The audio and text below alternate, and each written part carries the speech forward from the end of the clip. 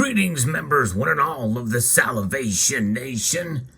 The U.S. mints struggle for silver. What do they pay? Let's explore.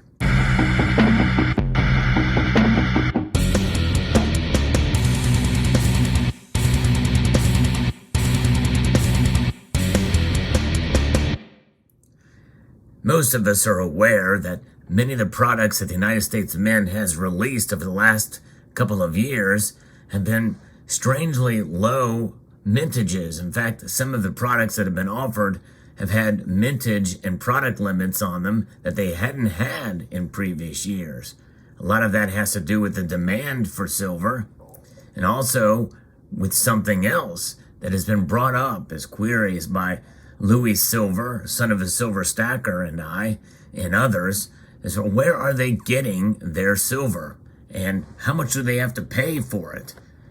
Many of us understand that the United States Mint has a stockpile of reserves on hand, but it's not much. They contract out silver blanks to up to 4 different companies. And we know they get silver blanks in the form of quarter and $half and dime planchets. But we also know that they get commemorative coins as well. And then the silver eagle, which is the one that's most in demand. And that's the priority because by law, they are supposed to have qualities and quantities that are sufficient to meet public demand, according to the secretary. And that's from the U.S. Section Code 5112 from 31 U.S. Code. And so there are laws, there are rules that the United States Mint has to comply with in order to meet the demand from the public for at least the silver eagles. I'm going to be referencing an article here that son of a silver stacker had talked about as well too. I have a slightly different take on it, but nonetheless, a lot of the frustration came after the United States Mint decided to cancel the 2022 proof peace dollar and proof Morgan dollars for 2022, with the program continuing in 2023. A lot of people thought, well, there's got to be a reason for it. Is it poor planning or what's going on here? The blanks are different than the blanks you see here because these are the 40.6 millimeter silver eagles that you are seeing here before your very eyes. And these take precedence and priority. And of course, for proof versions of these, there is limits, and we're seeing some of those limits, and a lot of these are selling out in the collector versions. But there's great demand for them in the bullion versions, and if the price that they pay is what is claimed in this article, then these premiums are absolutely insane. And it's unexplainable. But let's see exactly what this is about. I don't know that I agree with the author of this piece from Numismatic News about the conclusion they get to, but let's go through this together and see if we can make sense of the language here. The United States Mint has announced that they will not strike the 2022 dated Morgan and Peace silver dollars in proof version, as it was experiencing difficulty in coming up with the adequate supply of the silver planchets. And then we heard that the wholesale and retail prices for the bullion issue U.S. silver eagle dollars have also increased relative to the commodity market silver spot price. Again, the U.S. Mint is being blamed for not providing as many coins in qualities and quantities that the Secretary determines are sufficient to meet public demand.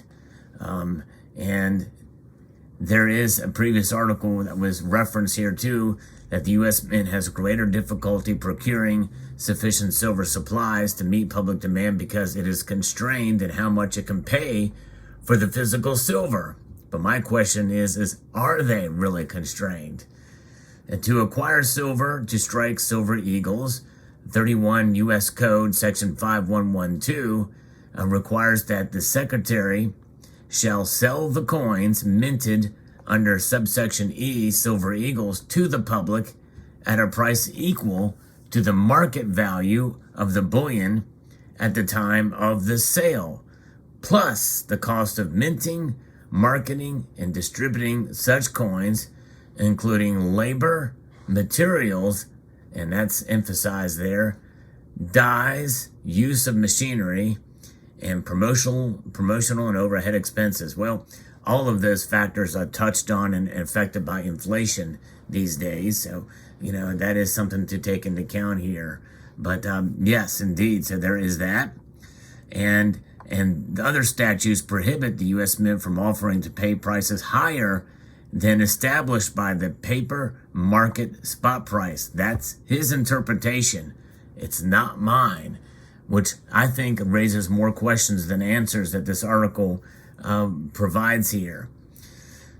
31 U.S. Code, Section 5116A3 states in part that the Secretary shall not pay more than the average world price for the gold.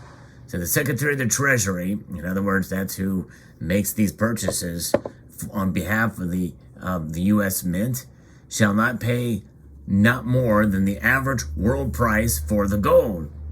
And then on B2 from the same code section, it states in part that the Secretary shall not pay more than the average world price for silver under any circumstances. Now that language was left out of the gold part. So under any circumstances, the Secretary shall not pay more than the average world price for silver. Now this is silver blanks we're talking about, not silver bullion.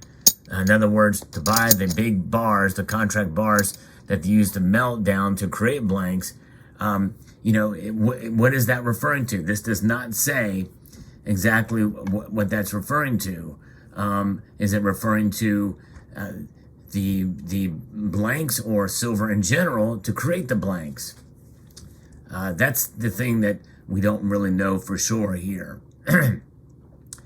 So as used in this paragraph, the term average world price means the price determined by a widely recognized commodity exchange at the time the silver is obtained by the Secretary. So they are interpreting. To me, that's a pretty big leap because average world price is extremely vague, folks, extremely vague. Because why not just say the spot price according to the LBMA? Why not just say it there? Because that's something that's been long established and recognized, and would give what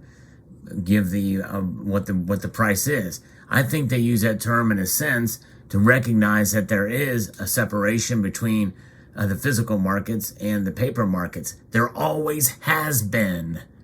Let that sink in, folks. There's always been a separation to some degree between the paper markets and the physical markets. If there wasn't, then there would not be a bid and an ask price.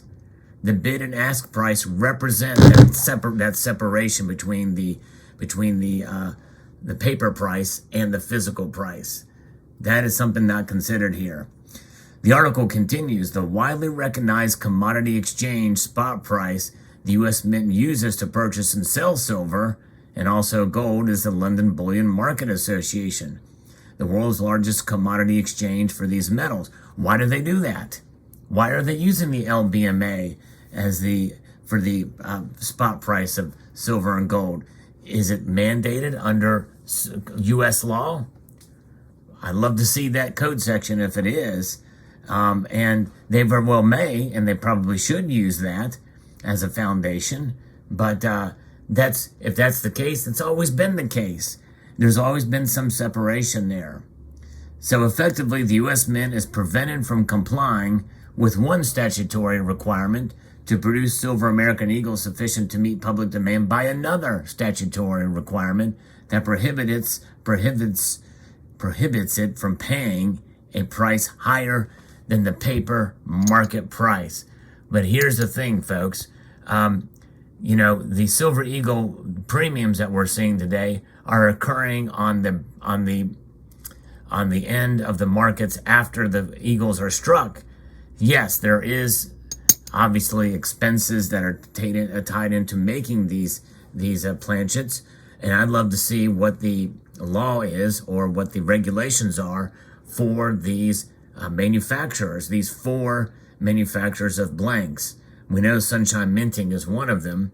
So in other words, Sunshine Minting pays a price for the silver. They produce the blanks. It takes time and energy to produce those blanks. And then the U.S. Mint has their own manufacturing costs because they take the blanks and strike them and maybe treat them in some way.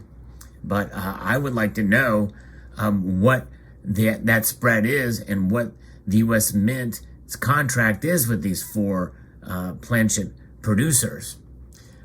Are they saying that the United States Mint will not pay more than the London Bullion Market Association price for Silver Eagles back in 2017 when they had no problem, or 15 or 14 or other years?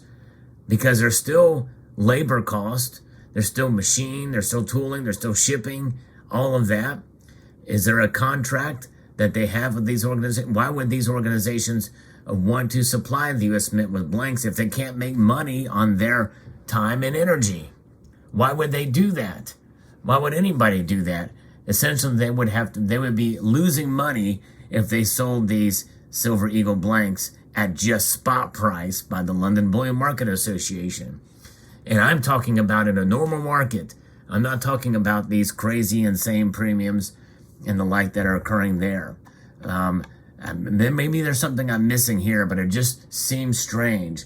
And so this struggle for silver, I believe, really is not necessarily tied to the average world price for the gold or for the silver, because everybody pays the average world price for silver, and that average world price includes premiums of some level. It's got to. They're buying blanks. They're buying some sort of processed silver product, folks. That's what they're doing. So it doesn't make sense that they would pay just spot price or constrained to being paying spot price for a commodity or for a product, rather, that has been out there for quite some time, which leads me back to the silver blank shortage or the produced silver product shortage. There is a silver product shortage because of the great demand, processing and the like through there. So I think this article is off, or the conclusion based off this article is off because of what I've just described there. And so, yes, the law is vague, and if they've interpreted the law as such, then they've misinterpreted it for years, folks, and somehow they were able to make it work. I don't know how that happened, but if they are not paying more than the spot price, and they have been, then the companies that they work with, the contract companies they work with, have been losing money on some of their orders. It's very interesting. It doesn't make any sense. So the U.S. Mint's struggle for silver continues, but I don't think it's necessarily related to market price, because that average world price is up everywhere. And I don't think they're necessarily constrained by that. I think it's because everybody is just busy.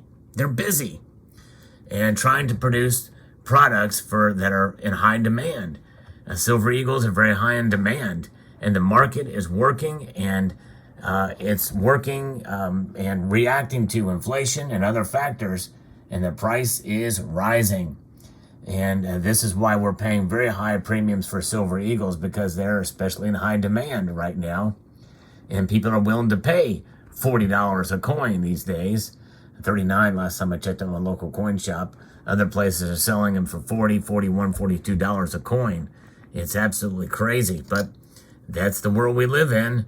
And I think that necessarily these other planchets that are being canceled, or they can't get them in time, is because they're busy, and they just didn't plan it out the right way to be able to get them, because they're being utilized for other programs. I mean, you think about it, these laws that have been passed for these commemorative coins that are being produced, they've got to meet them. They've got to mint those according to a certain number.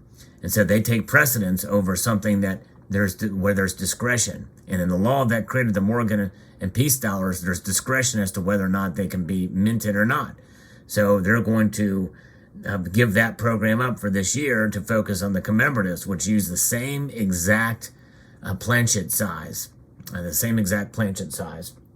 So there you have it. That's my take on the U.S. Mint struggle for silver. What do you think? And maybe I'm wrong, but I interpret that article differently than what was intended from Numismatic News.